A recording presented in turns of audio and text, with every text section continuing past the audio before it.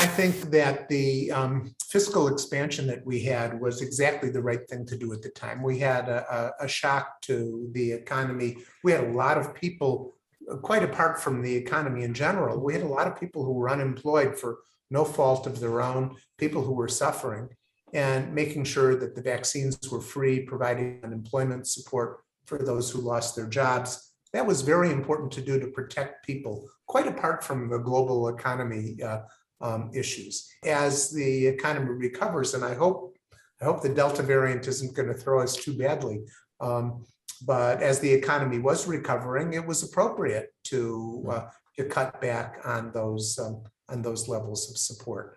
I think the international economy is in for some difficult time because international supply chains were disrupted badly, and a number of companies now are thinking that they cannot rely so much on international supply chains when there are disruptions of that sort, and they're looking more to domestic suppliers.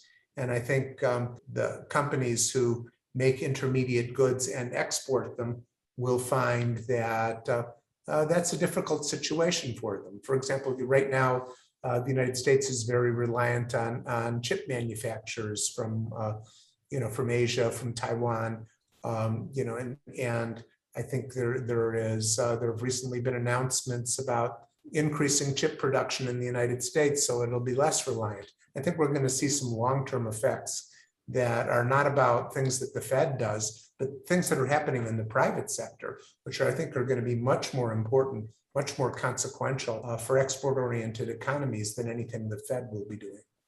I think the first thing to say is that whether you believe in modern monetary theory or not, we just had a crisis. We had, a lot of people out of work. We needed to take care of them. We have low interest rates right now, at least here in the US, and the cost to society of doing that was lower than it would be of other times. It was just obviously the right thing to do, whether you believe in modern monetary theory or not. Now, modern monetary theory says that it's even less costly than we thought, and that's controversial. I'm not a macroeconomist, so I don't have a firm position on that. But the idea that we should have been concerned with this fiscal stimulus because of its cost seems to me silly. This was an emergency, and it was an emergency that needed government stimulus, and it wasn't just stimulus, by the way. This was government rescues. This was government relief. There were people who were out of work. There were people who were sick. Those things needed to be taken care of, whether they had a fiscal stimulus effect or not. And they did have a fiscal stimulus effect, and we did have a good, strong recovery. And that creates a lot of value, even if it costs us something in the long run. That was worth it. That was certainly worth doing. You were asking about unemployment, and I think that what's going on, it's a mistake to think of it as a general shock. I think that what has happened has been very much sectoral shocks. We've had disrupted supply chains for particular industries. We've had disruptions in travel and hospitality and entertainment, as you've already noted. And but we've had other industries where there's been very little effect on employment.